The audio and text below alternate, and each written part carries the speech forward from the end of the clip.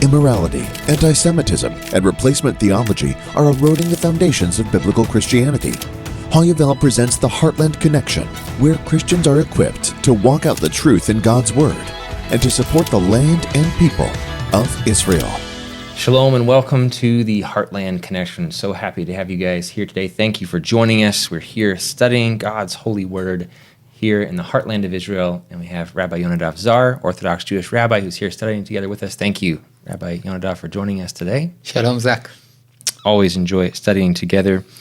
And this week's Torah portion is portion Noach, which is how you pronounce Noah in Hebrew.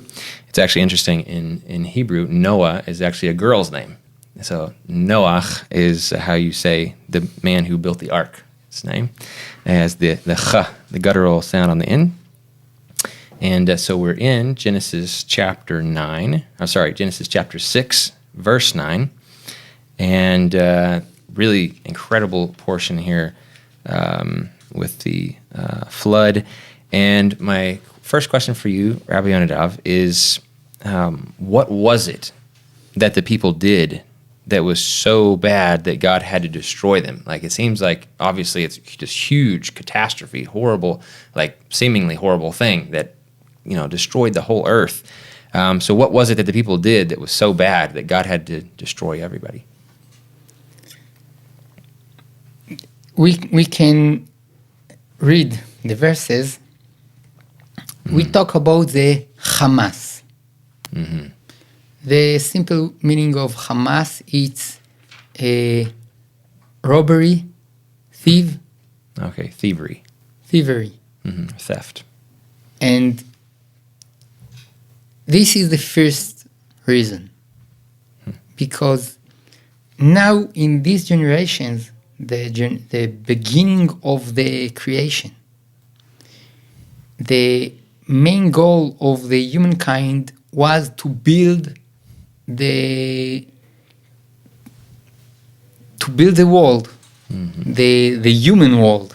Mm-hmm. And if someone can't be sure that his efforts to build and to earn money will stay his, why should he will work? Mm-hmm. Why should someone will build the world, will improve the cities, the buildings, the society?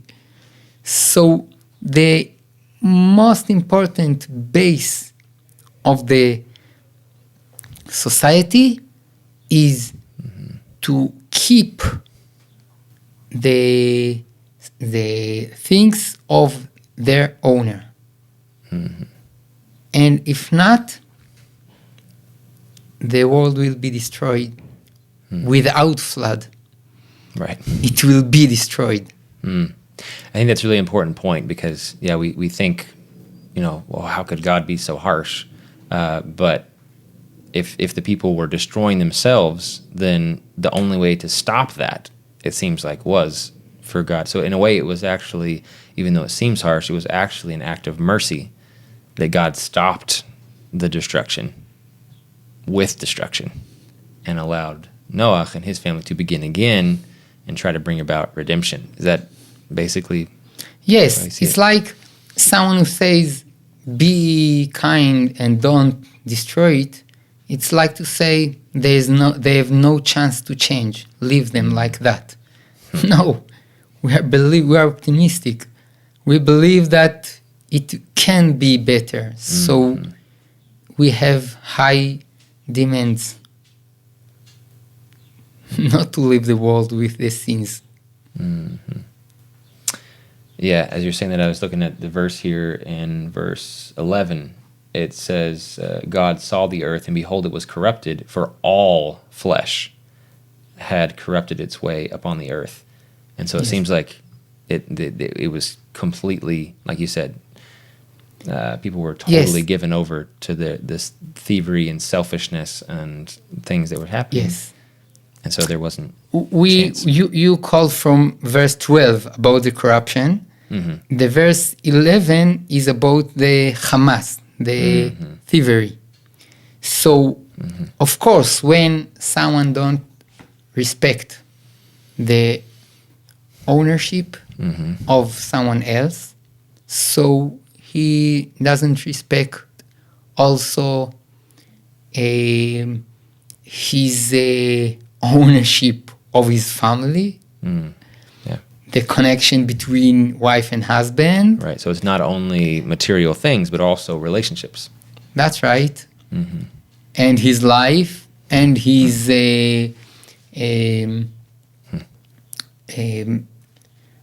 his rights also. Wow. Yeah, I think that's such an important message for our culture today, is to have good boundaries and respect that. It's also interesting that the current today, the terror group is Hamas. It's also called that, and they don't have respect for Israel to own their land. So it seems like even today we have an example of somebody operating in this kind of Hamas violence and robbery, thievery, and theft, and trying to take the land of Israel, which God gave to the Jewish people. It's just interesting that they chose that name as Hamas. We have it right here in the book of Genesis. It's the same word, right? Hamas. Same word, but a different meaning. Yeah. They use it from Arabic. I don't know what exactly. Okay. Interesting. But also, there are groups today that think that to be righteous is to take all the money in the world and give it to people in equal for everyone. Right. Like the communist kind of yes, thing. That's right, communists. To take from the rich and to give the poor. Right. And it's nice idea if the rich want and can give another people his money, but it's his money. He has to decide if to give and to whom to give. Right. And the idea to take it and give everyone, this is the deeds that bring flood to the world, destroy the world. Wow, very interesting. And again, in the communist countries, states, no one wants to work. Because if what I will do, it's not mine, why should I work? Right. No purpose, no fulfillment. That's right. No reason to live and to work and to make things better. And no point to it. There will be some idealists that will work, but most of the people... Right. We have the proof, right, that it doesn't work. That's right. Unfortunately, yeah. Okay, so going back to that with God destroying everything, like it does seem really harsh. Like,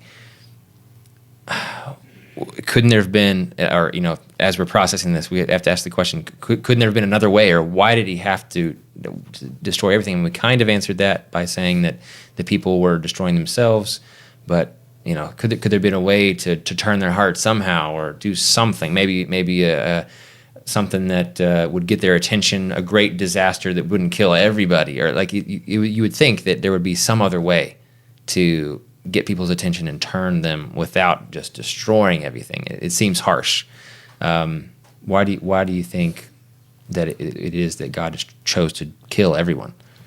Okay, to ask what would happen on other option, it's nice game, but we don't know. Just God can know what would happen in another way. But maybe to give the good explanation, we can say that humankind can confront flood.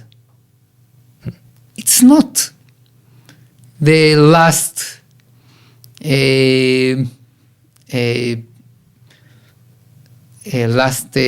terrible happening to the world. Okay, so there is flood. We can confront it. But when there is Hamas fevering, why should one will build borders and walls and high places? And why? He will build and someone else will take it and will throw it out because he wants. So why should someone will build and will prepare his place to the flood? And even about Noach, we know that he built the ark to save his family and the animals and the human, and to continue the humankind. And when the flood is begun, the people wants to enter and to throw him out. And God bring lions that stand around the ark and saved him. No one will take the ark to himself. So it allows us to understand the damage of the thievery. That no one will prepare to the trouble. Wow. Really interesting. So basically, if someone, like the coronavirus, if someone will make the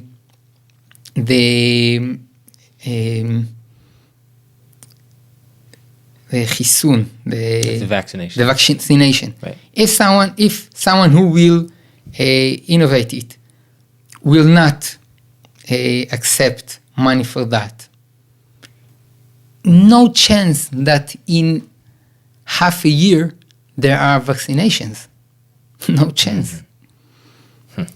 The interest to improve, to confront the troubles, give the world chance to stand.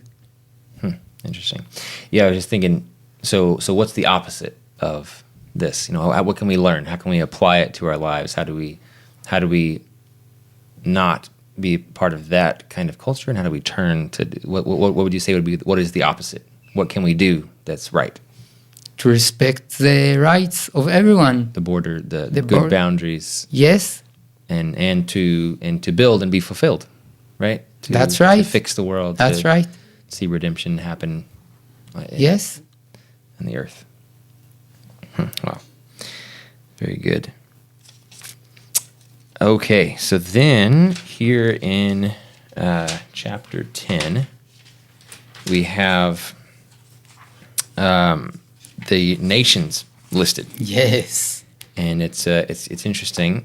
If you go through and count, there are actually 70 nations, and I understand that the Jewish understanding is that they're basically, you have Israel and then 70 nations, and the number 70 represents the nations, which is really interesting because if you see in the Feast of Sukkot, there are 70 bulls offered during Sukkot. And there's these different 70 numbers that makes you wonder if maybe it's pointed, because we also have the scriptures that talk about the nations coming specifically for Sukkot. So it's like there's some kind of nations connection there. And if you know that 70 number, you can pull those connections together and see that. But why do you think that it's that these nations are all listed? Why was it important to know all these names and have these 70 listed here in chapter 10? In different cultures, the importance of the other is very low. In every people, the position of the people itself is high, and the other are just actors in the background. And how can God let us understand the importance of all the nations. God count them. Say every name of them. Each name, 70 names of the nations. To understand, to know that they are important, that our role in this world is connected to these nations, to those nations. That we have to honor them, each of them. To honor them and to try to find the unique character of each nation, and to teach them about about God, and to help them to find their way in worshiping God. Which it seems like maybe in that line of thinking, this is kind of a setup for next week's Torah portion in Lech Lecha, where we see, and we'll talk more about this then for sure. Of course. But where God tells Abram, I'm going to take you to a land that I'm going to show you, and then one of the blessings is you will be, in you, all of the families of the earth will be blessed. So even though God has called Abram for a very specific role and a very specific purpose, that purpose is supposed to affect and be a blessing to all the nations. So it seems like it's kind of setting that up here. It's like, okay, all these guys matter. I want to bring peace and then redemption to the entire world, and I'm going to do that through this character, Abram, who comes into the picture in next week's portion. Yes, it's not only all the names, it's also the one origin. All the 70 nations from one father, Noach. We are brothers. Right. So it's listing all the families of the earth. It's all connected all the way back to Noach. You know, the science today believe that all the nations, all the races came from one origin, human origin. And it's not scientific, this faith. It's not. There is no proof that all the humankind is from one origin. Of course, we have the proof from the Bible, but they, from the science, they have no such proof. And it's moral decision to believe in that we are all from same origin.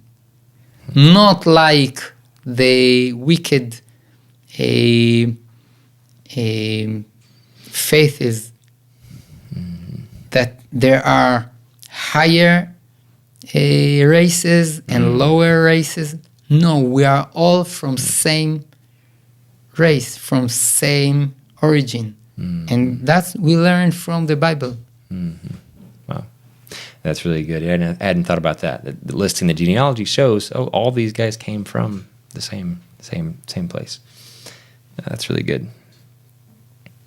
Okay, so one of our last things here it talks about is the Tower of Babel. So this is a very interesting story. We have this huge tower being built, and then God sees it and says, okay, we need to stop this. And then he scatters them by using their languages. It's a very, very interesting thing that God does here. So I guess there's a couple questions here. Is why were they building this tower? What was the purpose behind it? And then I guess then the second thing is, why did God stop them? Like what was it?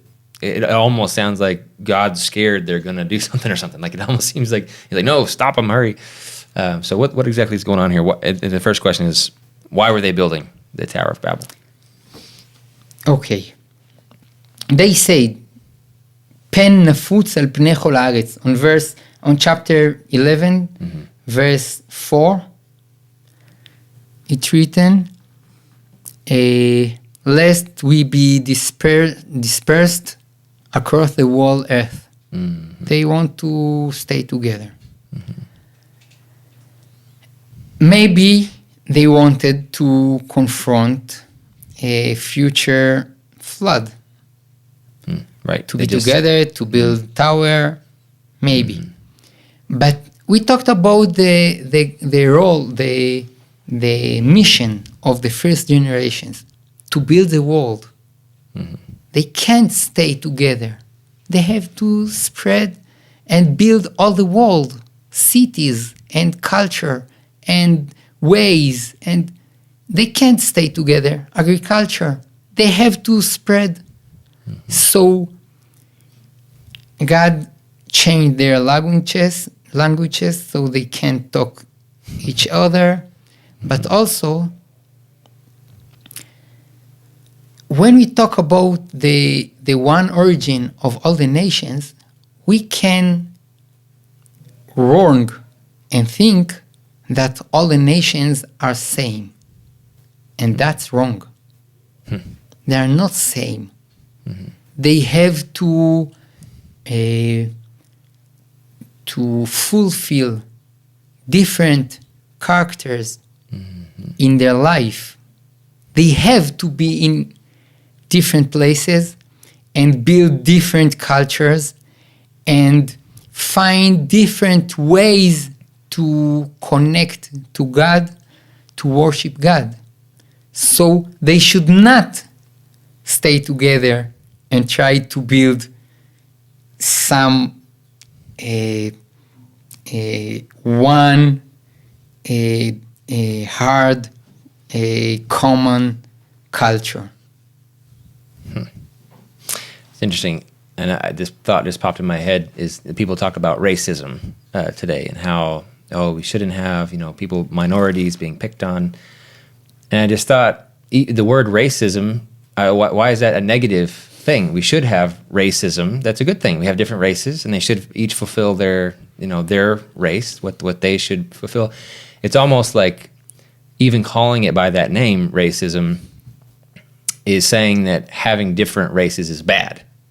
And it seems like that's kind of what the foundational concept is in a lot of these things, and that's not right either. Yes, we shouldn't have minorities being wronged for sure, but we also shouldn't say that the different races are bad. There should have a good, positive racism that where we acknowledge each of the different races and their role in the world, what they bring, how we can complete each other, all the nations coming together.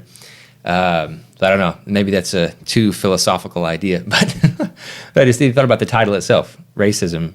There should be a positive form of that and not try to erase the boundaries and the roles that exist. The identities. The identities, exactly. That's right.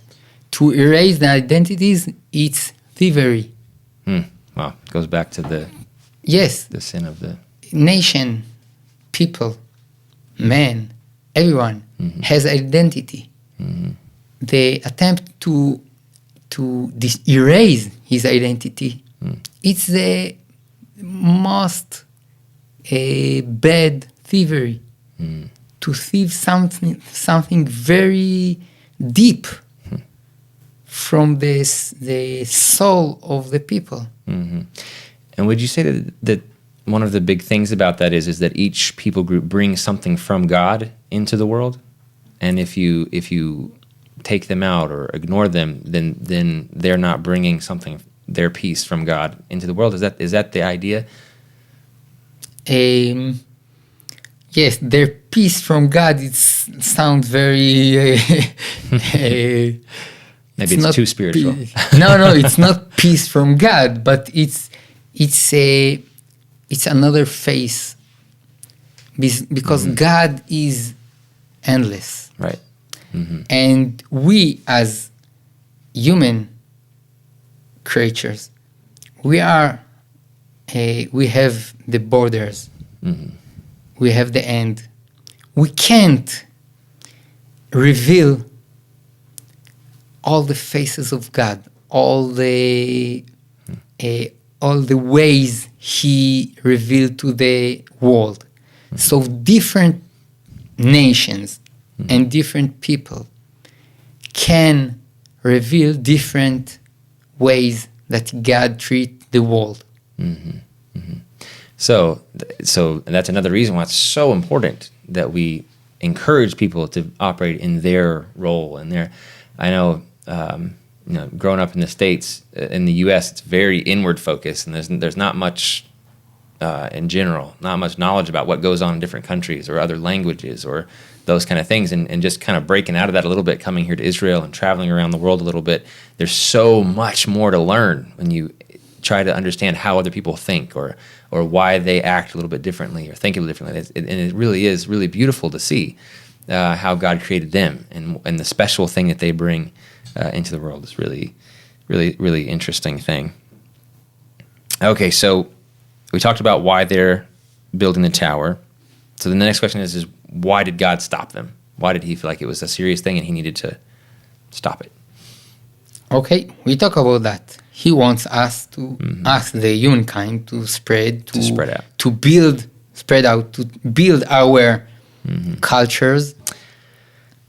Yeah, which is interesting because in some scriptures it talks about how he wants all nations to gather in Jerusalem and pray. That's right. There wants to be so there is something to gathering. Yes. But here he's scattering. But gathering. What's the difference?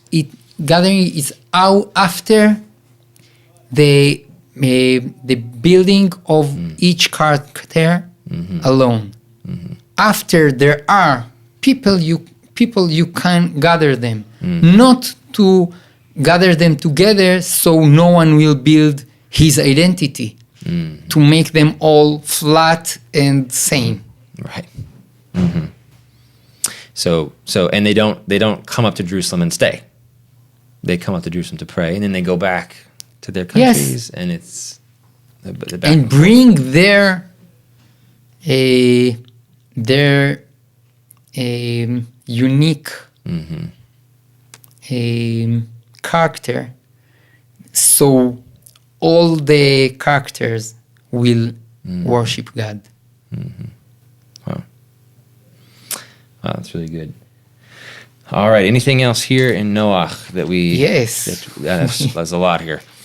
We Anything can else talk that you'd like to maybe share? a little about the 7 Noachide laws. Okay. Yeah. I think that'd be great to explain that a little bit because I think, especially people in our group, they hear that and they say, "Well, wait, why do we want to do less? Like, if the whole scripture is good, why not try to do everything? Why do we want to limit it to just the Noachide laws?" So maybe you can explain what exactly are the Noahide laws? How are they? Where do they come from? And why do you, in the Jewish opinion, is it that they're important for us today? Okay. You asked about why the nations should not obey all the laws. The answer is simple, because God commanded to the children of Israel. So just the children of Israel commanded. But also, sometimes we talk about 7 Noachide laws against 613 laws of Israel. It's not like that, because the 7 Noachide laws are very basic principle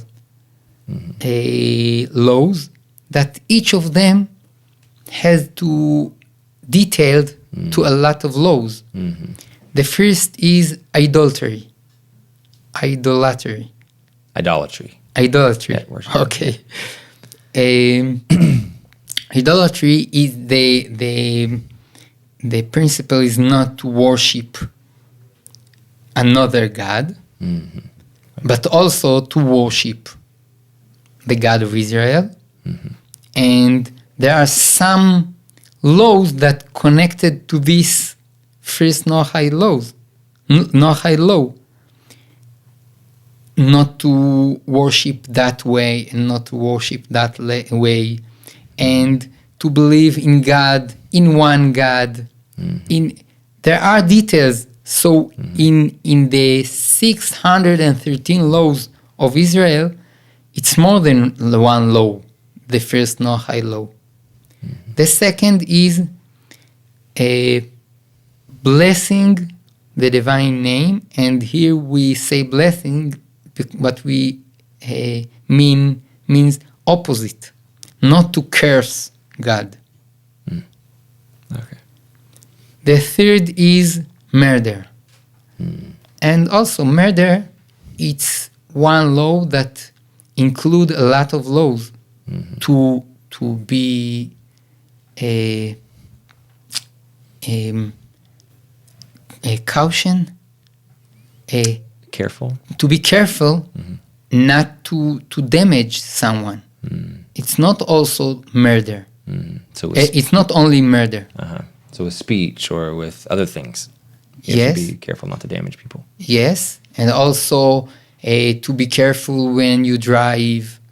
And there are a lot of laws that connected to this third Noach law.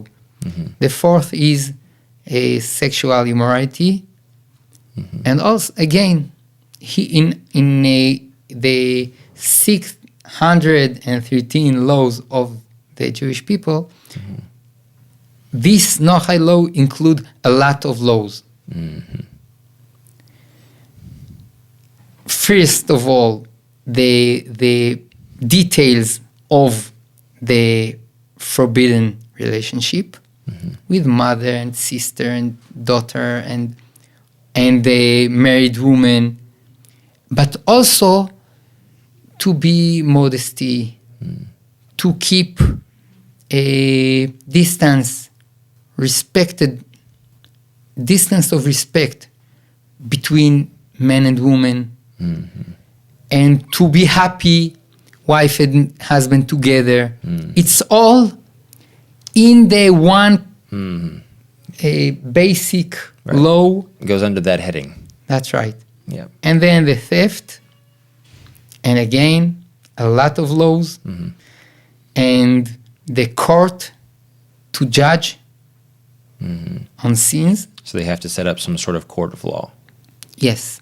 And a lot of laws to set laws. And the last one is not to eat